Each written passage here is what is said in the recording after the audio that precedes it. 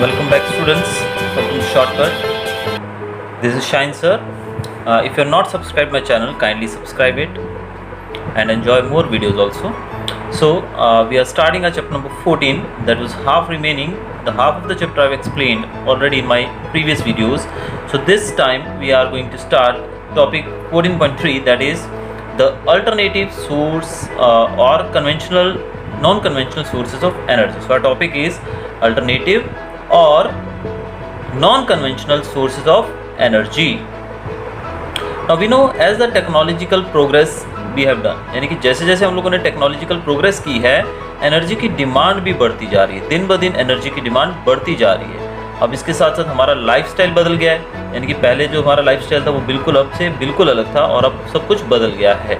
हमारा ज़्यादातर जो काम है वो मशीनों के द्वारा किया जाता है। और basic requirements are also increasing as industrialisation improves our living standards. हमारी जो बेसिक ज़रूरतें हैं, जो हमारी बेसिक रिक्वायरमेंट्स है, वो भी बढ़ती जा रही हैं। कैसे बढ़ती जा रही हैं? क्योंकि इंडस्ट्रियलाइजेशन के कारण हमारा जो लिविंग स्टैंडर्ड है वो भी काफ़ी इम्प्रूव होता जा रहा है, काफ़ी सुधरता जा रहा है हमारा लिविंग स्टैंडर्ड। तो इस कारण से जो एनर्जी है उसकी डिमांड हमारे पास दिन ब दिन बढ़ती जा रही है।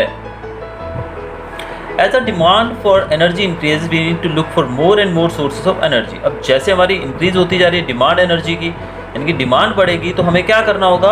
हमें ज़्यादा सोर्सेज ढूंढने होंगे एनर्जी के, यानी कि we need to search for more and more energy sources. We could develop the technology to use the available और non sources of energy more efficiently and also look to new sources of energy. अब हमें technology के development के साथ साथ हमें क्या करना है?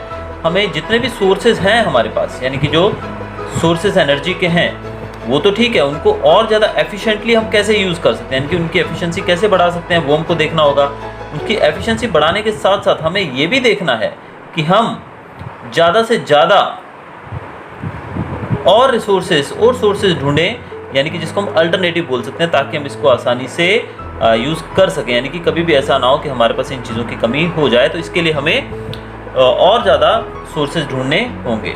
Any new source of energy we seek to exploit would need specific devices developed with that source in mind. अब कोई भी नया सोर्स अगर एनर्जी के लिए हम लोग ढूंढ रहे हैं या we are searching for it, तो उसके लिए हमें स्पेसिफिक डिवाइसेस भी डेवलप करनी होगी। यानी कि आप जानते हैं कि जैसे कि जो स्टीम इंजन था वो स्टीम से चलता था, तो स्टीम जो थी उसको स्टीम इंजन चलते थे उस समय because of it was working with steam only, जैसे कि मैंने पिछले वीडियो में भी आपको बताया था एक जगह पर। और जो इलेक्ट्रिकल ट्रेन्स आ गई हैं उसके लिए हमें इलेक्ट्रिसिटी की लाइनें वगैरह सब बिछानी पड़ी, सब उसका कनेक्शन सब जगह पर मुहैया करा। यानी कि जो चीज़ पर्टिकुलर चीज़ से चलने वाली, अगर हम कुछ डिफरेंट सोर्स ऑफ एनर्जी ढूंढेंगे तो उसके लिए हमें जो डिवाइस बनाएंगे वो भी उसी चीज़ को दिमाग में रख के बनानी होंगी कि भाई ये कैसे चलेगी, उससे ही चलेगी। जैसे कि अभी इलेक्ट्रिकल कार्स आ गई हैं, अब तक जो गाड़ियाँ हम चलाते थे they were run on petrol and diesel, but अभी जो हमारी कारें आ रही हैं वो किस चीज़ की कौन सी आ रही हैं? Electrical cars. तो उसके लिए हमें जो इंजन्स वगैरह हैं उनमें इस प्रकार का मॉडिफिकेशन करना पड़ेगा ताकि वो इलेक्ट्रिसिटी को यूज़ कर सकें। We shall now look at some of the latest sources of energy that we seek to tap and the technology design to capture and store energy from that source. अभी हम ऐसे कुछ sources के बारे में पढ़ेंगे जिनको किस प्रकार से टेक्नोलॉजी ने डिज़ाइन किया है और एनर्जी के सोर्स को कैसे उसमें स्टोर किया जाता है। अब ये पहला टॉपिक इसमें दिया गया है हमारा सोलर एनर्जी, यानी कि सूर्य प्रकाश, यानी कि सौर ऊर्जा जिसको हम कहते हैं। The sun has been radiating an enormous amount of energy at the present rate for nearly 5 billion years and will continue radiating at that rate for about 5 billion years more. अब जो सन है वो मेन सोर्स है हमारा energy का, सो we can say sun is the main source of energy and 5 billion years से ये हमें एनर्जी दे रहा है और अगले 5 बिलियन ईयर्स तक ये आगे भी हमको देता रहेगा। Only small part of solar energy reaches the outer layer of the earth's atmosphere. अब आप ये भी जानकर हैरान होंगे कि सौर ऊर्जा जो है उसका सिर्फ थोड़ा सा पार्ट ही हमारी एटमोसफियर की आउटर लेयर में पहुंचता है। Nearly half of it is absorb, और उसमें से जो हमारे एटमोसफियर तक पहुंचता है उसमें से सिर्फ हाफ ही एब्जॉर्ब किया जाता है while passing through the atmosphere and rest reaches the earth surface। यानी कि जब वो हमारे एटमोसफियर में एंटर करता है तो उसमें से आधा प्रकाश जो है वो हमारा एटमोसफियर एब्जॉर्ब कर लेता है और उसमें से आधा जो बचता है रेस्ट, यानी कि जो बचा हुआ है वो ही धरती पर पहुंचता है हमारे सरफेस के पास। तो बाकी जो था वो एटमोसफियर में ही एब्जॉर्ब कर लिया जाता है। तो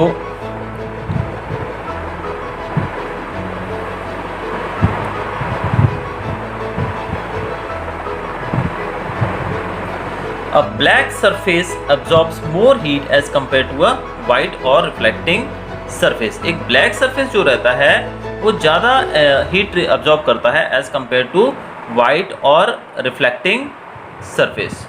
अब ये तो हम सब जानते हैं कि जो ब्लैक सरफेस है वो ज़्यादा हीट अब्जॉर्ब करता है, इसीलिए जो गर्मी के दिनों में हम ज़्यादा डार्क कलर के कपड़े नहीं पहनते हैं। कपड़े क्यों नहीं पहनते हैं डार्क, यानी कि डार्क का मतलब यहाँ पर इवन हम लोग बात कर सकते हैं ब्लैक क्लोथ्स हो गया और भी डार्क क्लोथ्स हो गए। हम लोग वाइट सरफेस यानी कि गर्मी के दिनों में ज़्यादातर वाइट कपड़ों का ज़्यादा या लाइट कलर क्लोथ्स को ज़्यादा यूज़ किया जाता है, because they absorb less heat. यानी कि डार्क कपड़े हैं, खासकर जो ब्लैक कलर है, इट अब्जॉर्ब्स मोर हीट। और a reflecting surface under identical conditions. Solar cooker and solar water heaters use this property in their working. अब सोलर हीटर जो है और सोलर कुकर है, इन दोनों के अंदर यही प्रॉपर्टी का यूज़ होता है, यानी कि जो डार्क है, ब्लैक जो है सरफेस, वो ज़्यादा हीट अब्जॉर्ब करता है। Some solar cookers achieve a higher temperature by using mirrors to focus the rays of the sun. लेकिन कुछ सोलर कुकर्स के अंदर एक और टेक्निक यूज़ की जाती है टेम्परेचर, यानी कि ज़्यादा टेम्परेचर गेन करने के लिए, वो है यूजिंग मिरर्स। किसका यूज़ किया जाता है वहाँ पर? मिरर्स का यूज़ किया जाता है, ताकि सनरेज को एक पर्टिकुलर जगह पे फोकस किया जा सके, ताकि टेम्परेचर बढ़ाया जा सके। Solar cookers are covered with a glass plate. Solar cooker जो होते हैं उनके ऊपर एक ग्लास की प्लेट होती है।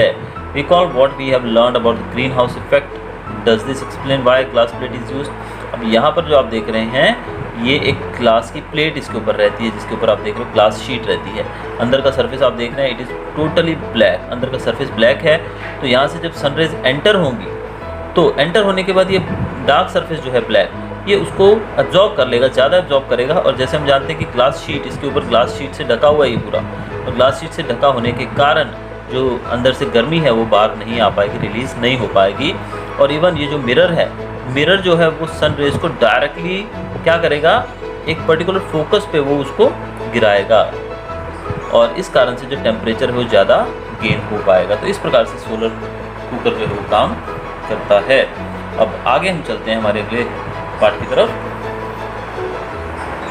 It is easy to see that these devices are useful only at certain times during day. अब ये भी देखने वाली बात है, इसकी कुछ लिमिटेशन है कि ये दिन में ही काम आ सकती हैं। अब रात के समय इसका उपयोग कैसे करेंगे, रात को तो सन होता ही नहीं है। This limitation of using solar energy is overcome by using solar cells that convert solar energy into electricity. अब ये एक लिमिटेशन है, बहुत ही ज़बरदस्त लिमिटेशन है, जिसको हम नकार नहीं सकते हैं। यानी कि सोलर सेल्स का जो हम यूज़ करते हैं उसके यूज़ को, यही एक चीज़ है जो काफ़ी बड़ी खामी बनाती है, जिसको हम रेगुलरली यूज़ नहीं कर पाते हैं, जिस कारण से अब सोलर एनर्जी को सोलर सेल हम लोग यूज़ करते हैं। सोलर सेल जो हैं वो सोलर एनर्जी को इलेक्ट्रिसिटी में कन्वर्ट कर देते हैं। यानी कि आज अगर हम सोलर सेल लगा लें अपने घर में, तो सोलर एनर्जी जो है वो इलेक्ट्रिसिटी में कन्वर्ट हो जाएगी, और उसको हम दिन में या रात में या किसी भी समय यूज़ कर सकते हैं बिना किसी डर के, क्योंकि वो उसके अंदर स्टोर हो जाएगी। A typical cell develops a voltage of 0.5 to 1 watt. अब ये जो टिपिकली जो सेल की बात करें तो 0.5 से लेकर 1 वॉट तक वो जनरेट करता है, and can produce about 0.7 what of electricity, और ये 0.7 वॉट ऑफ इलेक्ट्रिसिटी जनरेट करता है। When exposed to sun, a large number of solar cells are combined in an arrangement called solar cell panel। अब यहाँ पर ये एक सेल से तो काम होगा नहीं, सोलर सेल से, तो बहुत सारे सोलर सेल्स को कंबाइन किया जाता है, एक अरेंजमेंट बनाया जाता है उनका, जिसको हम क्या बोलते हैं, सोलर सेल पैनल। ये चीज़ आपको याद रखनी है, ये काफ़ी इंपॉर्टेंट आपका डेफिनेशन है, ये आपको याद रखनी है। सोलर सेल पैनल क्या है? That can deliver through enough electricity for practical use. अब आप यहाँ पर जो ये पिक्चर में देख रहे हैं, this is the solar panel. आप जानते हैं कि आजकल पार्क्स के अंदर, इवन हमारी सोसाइटीज़ के अंदर जो स्ट्रीट लाइट्स हैं वो इस प्रकार की लगाई जाती हैं। ये जो ऊपर आप देख रहे हैं, this is the solar cell panel, और नीचे एक लाइट लगी होती है जो अपने आप जलने लगती है, ऑटोमेटिक आजकल सिस्टम आता है, और ये जो सेल है ये अपने आप चार्ज होता रहता है पूरा दिन। The principal advantages associated with solar cell are that they have no moving parts। अब इसकी जो एडवांटेज ये है कि इसका मूविंग पार्ट्स तो होते ही नहीं है कोई भी। रिक्वायर लिटिल मेंटेनेंस, इसको मेंटेनेंस भी बहुत कम चाहिए, and work quite satisfactory without the use of any focusing device, और ये सेटिस्फैक्टरीली अपना काम करता रहता है, यानी कि इसके लिए कोई ज़्यादा हमें फोकस करने की ज़रूरत नहीं पड़ती है। Another advantage is that they can be set up in remote and inaccessible Hamlet's or very sparsely inhabited areas in which laying of power transmission lines may be expensive and not commercially viable। अब इसकी दूसरी जो खासियत advantage ये है कि इनको remote areas में लगाया जा सकता है, उन एरियाज़ में लगाया जा सकता है जहाँ पर लोग काफ़ी कम मात्रा में रहते हैं, यानी कि जहाँ पर आप बिजली की लाइनें बिछाना, यानी कि पावर ट्रांसमिशन, जो बिजली की लाइनें वैसे अगर आप दूर दराज इलाकों में, पहाड़ी इलाकों में, रिमोट एरियाज में बिछाना चाहो तो वहाँ पर उसके लिए हमें बहुत ज़्यादा खर्चा भी हमें करना पड़ेगा और उसके लिए हमें काफ़ी ज़्यादा मुश्किलों का भी सामना करना पड़ सकता है। तो ऐसी जगहों पर आप इसका उपयोग कर सकते हैं बिना हिचकिचाहट के। तो ये आसानी से इन जगहों पर यूज़ में लाया जा सकता है। ये कौन सी जगह हैं? ये वो जगह हैं जहाँ पर जो हमारी लाइंस हैं वो आसानी से हम न बिछा पाएँ, उन जगहों की हम बात कर रहे हैं। अब आगे देखते हैं। Silicon which is use for making solar cells. अब हम बात कर रहे हैं सिलिकॉन की। सिलिकॉन का यूज़ किया जाता है क्या बनाने के लिए? सोलर सेल्स बनाने के लिए। आपको ये याद रखना है कि सोलर सेल्स किससे बनते हैं? They are made from silicon, is abundant in nature. और ये जो सिलिकॉन है ये हमारे पास बहुत मात्रा में है, but availability of the special grade silicone for making solar cells is limited. अब सिलिकॉन तो बहुत है हमारे नेचर के पास, हमारे पास, लेकिन जो स्पेशल ग्रेड है, यानी कि जो स्पेशल टाइप का जो सिलिकॉन है जिससे सोलर सेल्स बनते हैं, वो काफ़ी कम है, लिमिटेड है। The entire process of manufacture is still very expensive. और ये जो पूरा प्रोसेस है ये बहुत ही ज़्यादा खर्चालू होता है, बहुत ज़्यादा खर्चदार होता है। Silver used for interconnection of the cells in the panel further adds to the cost. ये जो सेल्स हैं, ये पैनल्स जो हैं, इनको आपस में कनेक्ट करने के लिए सिल्वर का यूज़ किया जाता है, यानी कि चांदी तो आप जानते हैं कि बहुत ही कॉस्टली है। In spite of the high cost and low efficiency, solar cells are used for many scientific and technological applications. अब इसका कोस्ट, यानी कि सोलर सेल्स का कोस्ट है लगाने का वो बहुत ज़्यादा होता है। इसकी एफिशिएंसी, यानी कि इससे हमें जो फ़ायदा मिलता है वो बहुत कम मिलता है, मतलब कम बिजली प्रोड्यूस होती है, लेकिन फिर भी इसका टेक्नोलॉजिकल एप्लीकेशंस में और साइंटिफिक एप्लीकेशन में काफ़ी ज़्यादा यूज़ होने लगा है।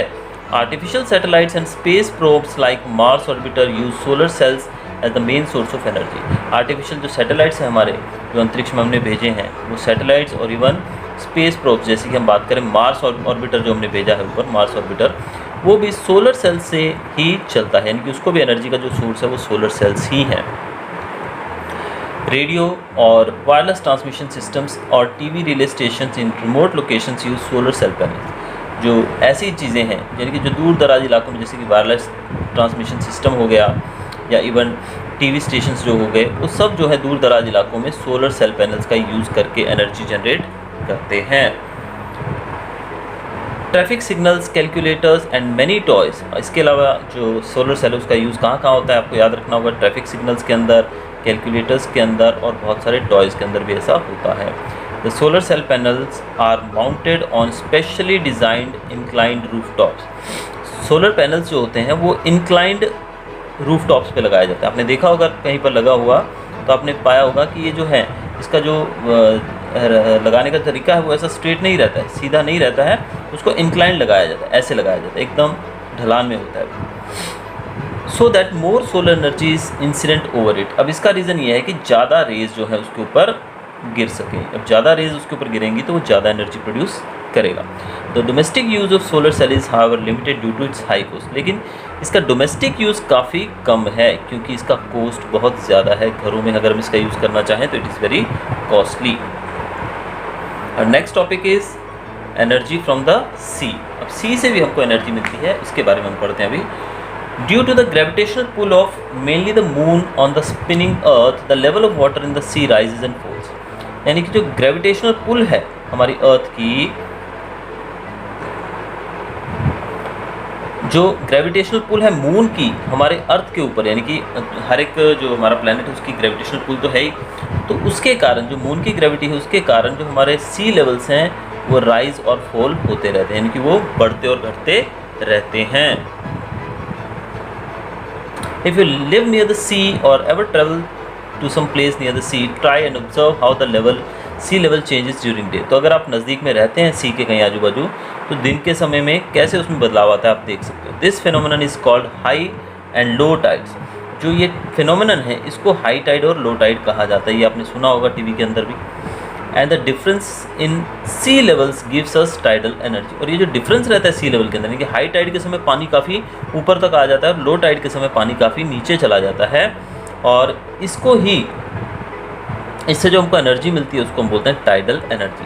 Tidal energy is harnessed by constructing a dam across a narrow opening to the sea A turbine fixed at the opening of the dam converts tidal energy to electricity. अब जो एक dam बनाया जाता है सी के नज़दीक में, एक नैरो ओपनिंग जहाँ पर सी काफ़ी नैरो रहती है, वहाँ पर एक डैम कंस्ट्रक्ट किया जाता है और वहाँ पर एक टरबाइन लगा दी जाती है। जैसे हम पिछले पार्ट में पढ़ के आए हैं, तो टरबाइन जब है, जब पानी का मूवमेंट ऊपर नीचे होता है तो टरबाइन मूव होती है, इससे एनर्जी प्रोड्यूस होती है जिसको हम बोलते हैं टाइडल एनर्जी। अगला हमारा टॉपिक है wave energy.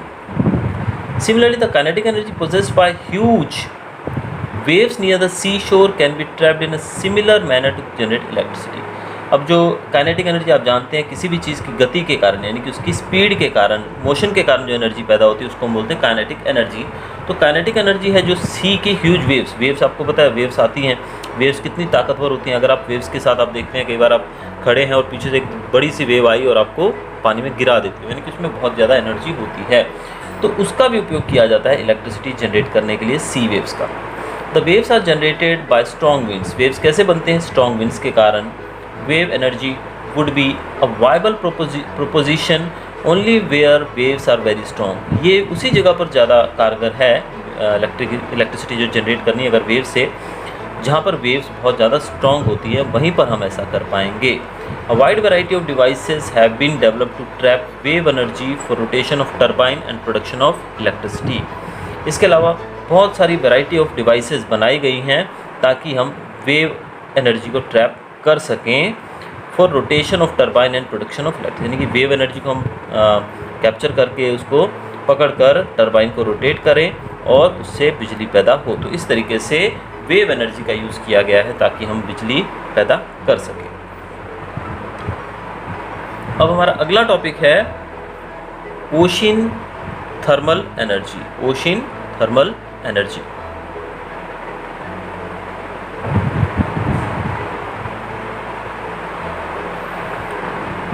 The water at the surface of the sea or ocean is heated by the sun while the water in deeper sections is relatively cold.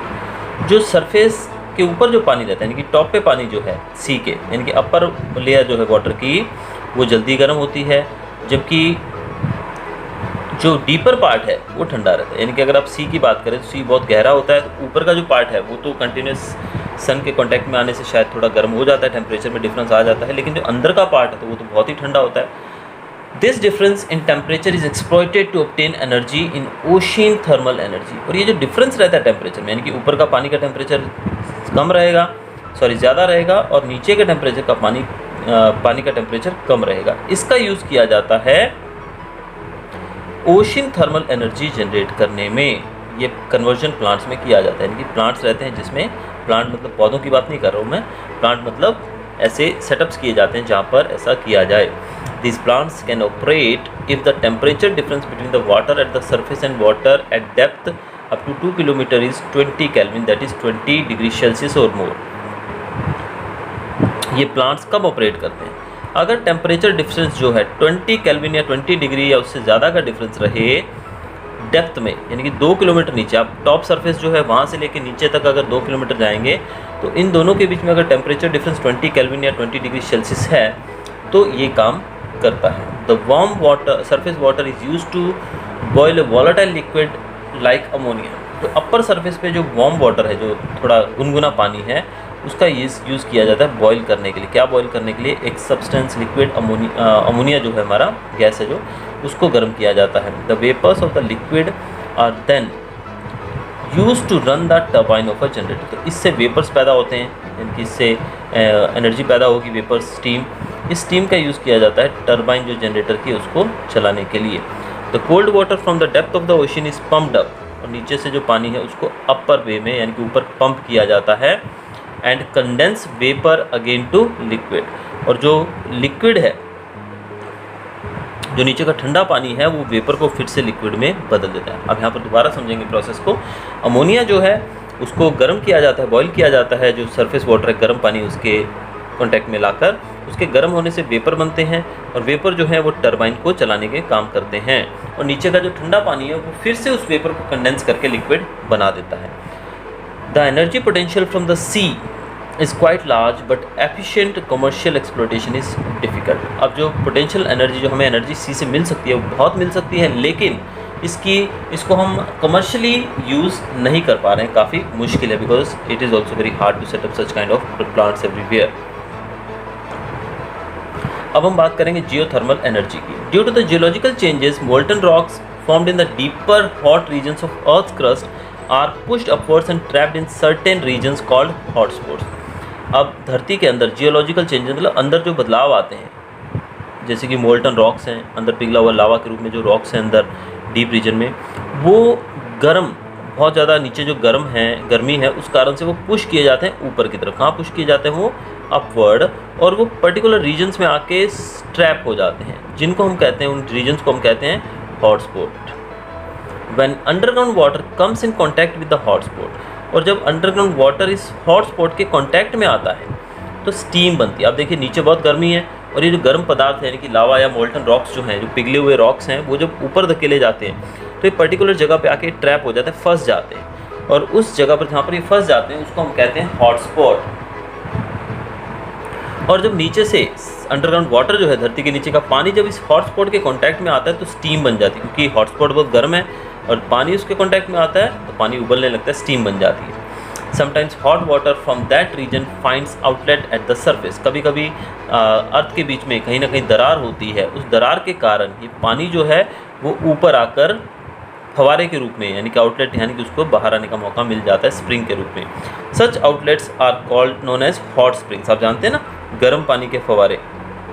हमारी पृथ्वी में बहुत सारी ऐसी जगहें हैं जहाँ पर गर्म पानी पृथ्वी के अंदर से निकलता हुआ पाया जाता है। इवन बहुत सारी ठंडी जगहों पे भी ऐसा देखने को मिलता है। The steam trapped in rocks is routed through a pipe to a turbine and use to generate electricity. ये जो स्टीम है, इस स्टीम को भी अगर हम पाइप्स के द्वारा टर्बाइन को रोटेट करने में यूज़ करें तो इससे भी क्या पैदा हो सकती है? Electricity. The cost of production would not be much. इसमें प्रोडक्शन कॉस्ट ज़्यादा नहीं रहेगा, but there are very few commercially viable sites where such energy can be exploited. अब दुनिया में ऐसी बहुत ही कम जगह हैं जहाँ पर, ऐसी बहुत कम साइट्स हैं जहाँ पर हम इस प्रकार की एनर्जी पैदा कर सकते हैं। There are number of power plants based on geothermal energy operational in New Zealand and United States of America. अब इस तरह के जो प्लांट्स हैं इनको हम जियोथर्मल प्लांट्स कह सकते हैं, और ये ज़्यादातर न्यूजीलैंड और यूएसए में पाए जाते हैं। अब इससे रिलेटेड एक क्वेश्चन आपसे पूछता हूँ, बताइए ऐसी कौन सी सिटी है जिसमें कोई रहता नहीं है? आई होप आपको आंसर पता होगा। आंसर पता हो तो प्लीज़ कमेंट बॉक्स में कमेंट जरूर कीजिएगा। ऐसी कौन सी सिटी है जहाँ कोई रहता नहीं है? Waiting for your answers. अगला हमारा टॉपिक है न्यूक्लियर एनर्जी। हम अब पढ़ेंगे न्यूक्लियर एनर्जी के बारे में। How is nuclear energy generate? Nuclear energy कैसे जनरेट होती है? एक प्रोसेस है जिसको हम बोलते हैं न्यूक्लियर फिजन। ध्यान रखिएगा, न्यूक्लियर फिजन। आपको मैं एग्जांपल दूँ तो न्यूक्लियर फिजन मतलब माइनस, यानी कि टूटना बोल सकते हैं इसको। The nucleus of a heavy atom when bombarded with low energy neutrons. अभी कोई भी जो हैवी एटम है, जो उसका न्यूक्लियस है, ध्यान रखिएगा, हैवी एटम का न्यूक्लियस जो है, जब उसको हम बॉम्बार्ड, उसके ऊपर गिराए जाते हैं, उसके ऊपर बौछार की जाती है, किसकी? लो एनर्जी न्यूट्रॉन्स की। किसकी बौछार की जाती है? लो एनर्जी न्यूट्रॉन्स की। Can be split apart into lighter nuclei. दोबारा से एक बार समझेंगे हम लोग इसको। जो न्यूक्लियस है हैवी एटम का, suppose this is a very heavy nucleus of a heavy atom, ठीक है। अब इसके ऊपर जब हम क्या करेंगे? बॉम्बार्ड करेंगे। बॉम्बार्ड मतलब इसके ऊपर बौछार करेंगे। किसकी बौछार करेंगे? लो एनर्जी न्यूट्रॉन्स की। तो क्या होगा? ये जो आप देख रहे हैं यहाँ पर, ये जो है हैवी न्यूक्लियस, वो छोटे छोटे पार्ट्स में बढ़ जाएगा। यानी कि न्यूक्लियस क्या होगा?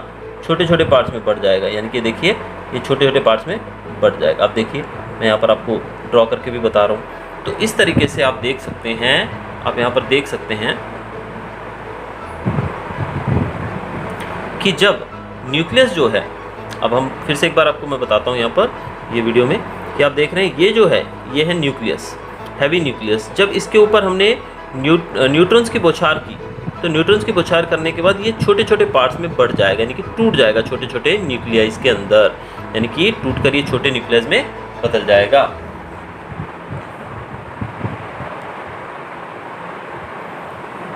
अब फिर क्या होगा हम आगे देखते हैं। अभी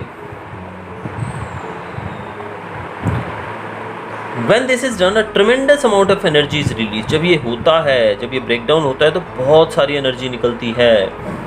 If the mass of the original nucleus is just a little more than the sum of the masses of the individual products, अब इस समय बहुत ज़्यादा एनर्जी निकलती है और आगे बताया गया if the mass of the original nucleus is just a little more than the sum of the masses of the individual products.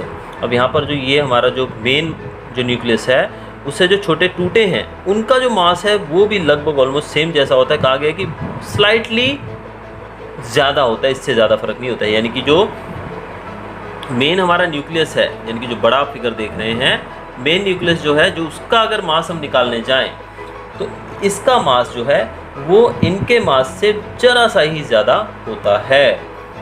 The fusion of an atom of uranium for example produces 10 million times the energy produced by the combustion of an atom of carbon from coal. यानी कि uranium का अगर एक atom हम लेंगे, क्या लेंगे हम, यूरेनियम का एक atom, N atom of uranium, एक एटम लेंगे यूरेनियम का तो उससे 10 मिलियन टाइम्स एनर्जी पैदा होती है। कितनी? 10 मिलियन टाइम्स अगर हम एक एटम कार्बन का जलाएंगे तो, यानी कि coal from carbon from coal, कोयले में से अगर हम कार्बन का एक एटम लेंगे तो उससे जो एनर्जी पैदा होगी उससे 10 मिलियन टाइम्स ज़्यादा एनर्जी पैदा होती है एक एटम यूरेनियम का जलाने से। तो यानी कि हम कह सकते हैं कि यूरेनियम जो है बहुत ही ज़्यादा एनर्जी प्रोड्यूस करता है। चलिए आगे चलते हैं। In a nuclear reactor designed for electric power generation, अब जो न्यूक्लियर रिएक्टर रहता है जहाँ पर न्यूक्लियर रिएक्शन होती है, न्यूक्लियर रिएक्टर जो है उसके अंदर इलेक्ट्रिसिटी जनरेशन का काम होता है। Such nuclear fuel can be a part of self sustaining fusion chain reaction that release energy at a controlled rate. अब इसके अंदर भी यूरेनियम जैसी चीज़ों का यूज़ किया जाता है जिसको फ्यूल कह सकते हैं हम, और चेन रिएक्शन होती है, फ्यूजन चेन रिएक्शन होती है जिससे बहुत ज़्यादा एनर्जी निकलती है, but it is eight a controlled rate. ये कंट्रोल्ड वे में होता है, वरना अगर ये कंट्रोल ना हो तो ये न्यूक्लियर धमाका भी हो सकता है यहाँ पर। जैसे कि आप फुकुशिमा में भी जानते हैं कि अगर आप इंटरनेट पे सर्च करेंगे तो ऐसे काफ़ी सारी घटनाएं हो चुकी हैं जहाँ पर इन रिएक्टर्स के अंदर से एनर्जी, मतलब इस रिएक्टर्स के अंदर जब गड़बड़ हो जाती है तो काफ़ी ज़्यादा नुकसान लोगों को झेलना पड़ता है। The release energy can be use to produce steam and further generate electricity. यहाँ पर जो एनर्जी रिलीज होती है उसका यूज़ किया जाता है, can be use to produce steam, इससे स्टीम बनाई जा सकती है और उसके बाद उससे एनर्जी भी इलेक्ट्रिसिटी भी जनरेट की जा सकती है। The major hazard of nuclear power generation is the storage. अब इसकी जो सबसे बड़ी खामी है वो क्या है, वो हम पढ़ेंगे यहाँ पर। इसकी सबसे बड़ी खामी क्या है, इसका सबसे बड़ा नुकसान हमारे सामने क्या है, वो हम यहाँ पर पढ़ने जा रहे हैं अभी।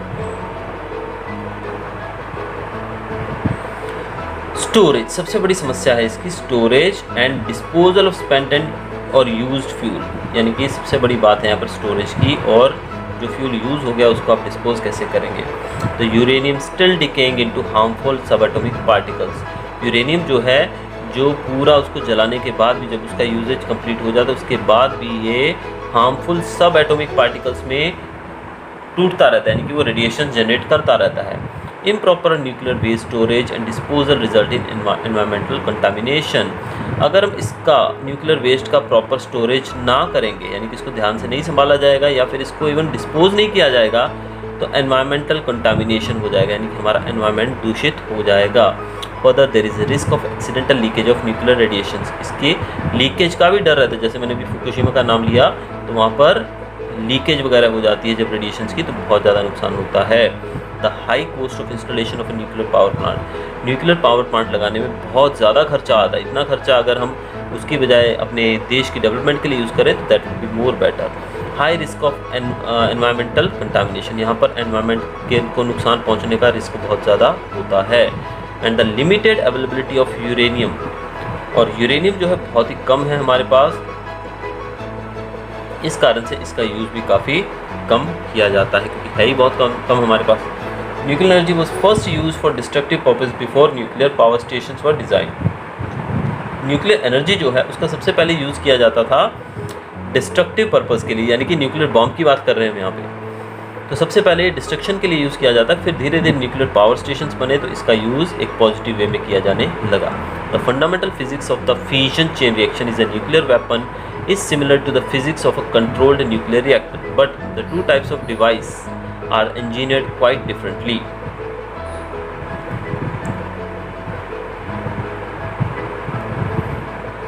हमारा अगला टॉपिक है environmental consequences. We have studied various sources of energy in the previous sections, exploiting any source of energy to serve the environment in some or the other way. In any given situation, the source we would choose depends on factors such as the ease of extracting energy from that source, the economics of extracting energy from the source, the efficiency of the technology available, and the environmental damage that will be caused by using that source. अब इसका environment के ऊपर क्या प्रभाव पड़ता है, यानी कि जो भी एनर्जी सोर्स हम यूज़ करते हैं उसका हमारे एनवायरनमेंट के ऊपर क्या प्रभाव रहता है उसके बारे में हम देखते हैं। तो कोई भी जो एनर्जी सोर्स हम यूज़ करते हैं वो एनवायरनमेंट को किसी ना किसी तरीके से तो नुकसान पहुंचाता ही है।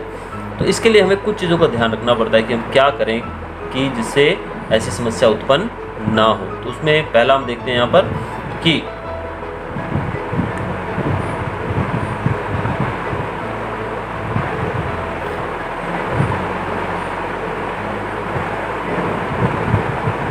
The source we would choose, हम कौन सा सोर्स चूज़ करेंगे। सबसे पहले हमें देखना पड़ेगा कि हमें एनर्जी उससे कैसे निकालनी है, यानी कि ज़्यादा से ज़्यादा उसमें से एनर्जी हम निकाल पाएँ। यानी कि एनर्जी निकालने का तरीका भी हमारे पास होना चाहिए ना। हम फ्यूल को जलाएंगे तो उसके लिए प्रॉपर हमारे पास इंजन तो होना चाहिए कोई भी फ्यूल जलाने के लिए। दूसरा, the efficiency of the technology available, यानी कि टेक्नोलॉजी जो है उसमें एफिशिएंसी भी हमारे पास ज़्यादा होनी चाहिए। अगर एफिशिएंसी ज़्यादा नहीं होगी, यानी कि हम कम चीज़ से ज़्यादा एनर्जी नहीं बना पाएंगे, तो it is a waste for us. और तीसरा, इसका एनवायरनमेंट के ऊपर प्रभाव क्या रहता है, यानी कि एनवायरनमेंट के ऊपर अगर इसका प्रभाव ज़्यादा ख़राब रहेगा तो हम उसका यूज़ ज़्यादा नहीं कर पाएंगे। तो we talk of clean fuels like CNG, it would be more exact to say that particular source is cleaner than the other. अब हम क्लीन फ्यूल की बात करते हैं तो CNG को हम क्लीन फ्यूल बोलते हैं। CNG क्या है, क्लीन फ्यूल के तौर पे हम इसको जानते हैं, लेकिन फिर भी हम एक फ्यूल को दूसरे से कंपैरिजन में क्लीन बोल सकते हैं, बट बाकी उसको हम बिल्कुल ज़ीरो नहीं कह सकते कि उससे बिल्कुल भी पोल्यूशन नहीं होता, ऐसा हम नहीं कह सकते हैं। We have already seen that burning fossil fuels causes air pollution. Fossil fuel के बर्न करने से क्या होता है, एयर पोल्यूशन होता है। In some cases the actual operation of a device like the solar cell में भी पोल्यूशन फ्री। लेकिन अगर हम डिवाइस की बात करें सोलर सेल्स की, वो एक डिवाइस है जो कि पोल्यूशन फ्री है, but the assembly of the device would have caused some environmental damage. लेकिन उसको बनाते वक्त ज़रूर कहीं ना कहीं एनवायरमेंटल डैमेज हुआ ही होगा। Research continues in these areas to produce longer lasting devices that will cause less damage throughout their life. अब रिसर्च इस दिशा में जारी है कि ऐसी चीज़ें बनाई जाएँ जिससे जो एनवायरमेंट को डैमेज जो है वो बहुत ही कम हो या फिर ना हो। How long will an energy source last us, अब कितने समय तक कोई एनर्जी सोर्स हमारे पास चलेगा उसके बारे में देखते हैं। We saw earlier that we can not depend on fossil fuels, हम फॉसिल फ्यूल्स के ऊपर ज़्यादा डिपेंड नहीं रह सकते हैं। Such sources that will get depleted someday are said to be exhaustible, जो किसी दिन ख़त्म हो जाएंगे जो सोर्सेज, उनको हम कहते हैं एग्जॉस्टिबल सोर्सेज, या फिर इनको हम बोल सकते हैं नॉन रिन्यूएबल सोर्सेज। जबकि दूसरी तरफ if we manage biomass by replacing the trees, we cut down the fire for wood, we can be assured of a constant supply of energy at a particular rate। लेकिन अगर हम biomass यानी कि जो हम पेड़ पौधे जो काटते हैं या जो भी ट्रीज़ जो है उनको अगर रिप्लेस करते रहें प्रॉपर्ली, फायरवुड के लिए भले हम काटें या किसी भी पर्पज़ के लिए काटें, लेकिन उनको रिप्लेस करते रहें प्रॉपर्ली, तो हमें कंटिन्यूस एनर्जी सप्लाई मिलती रहेगी। Such energy sources that can be regenerated are called renewable sources of energy. तो ऐसे सोर्सेज जो दोबारा हमको मिल सकते हैं उनको हम बोलते हैं रिन्यूएबल सोर्सेज ऑफ एनर्जी, यानी कि उनको हम रिन्यू कर सकते हैं। अब अगला हमारा टॉपिक यहाँ पर है renewable energy is available in are natural environment. Renewable energy जो है वो नेचुरली हमको मिलती है in the form of some continuing or repetitive currents of energy, or is stored in such large underground reservoirs that the rate of depletion of the reservoir because of extraction of usable energy is practically negligible। यानी कि हमारे पास इतनी ज़्यादा कुछ चीज़ें पड़ी हैं underground या फिर नेचुरली स्टोर्ड हैं अर्थ के अंदर कि उनका यूज़ अगर हम धीरे धीरे करते रहें तो वो लगभग उनका जो ख़त्म होने का रेट है वो ऑलमोस्ट नेग्लिजिबल रह सकता है, यानी कि सिर्फ नाम मात्र कह सकते हैं कि वो ख़त्म हो रही है, बाकी वो ख़त्म होगी ही नहीं। तो ये था हमारा चैप्टर। अब आगे तो क्वेश्चन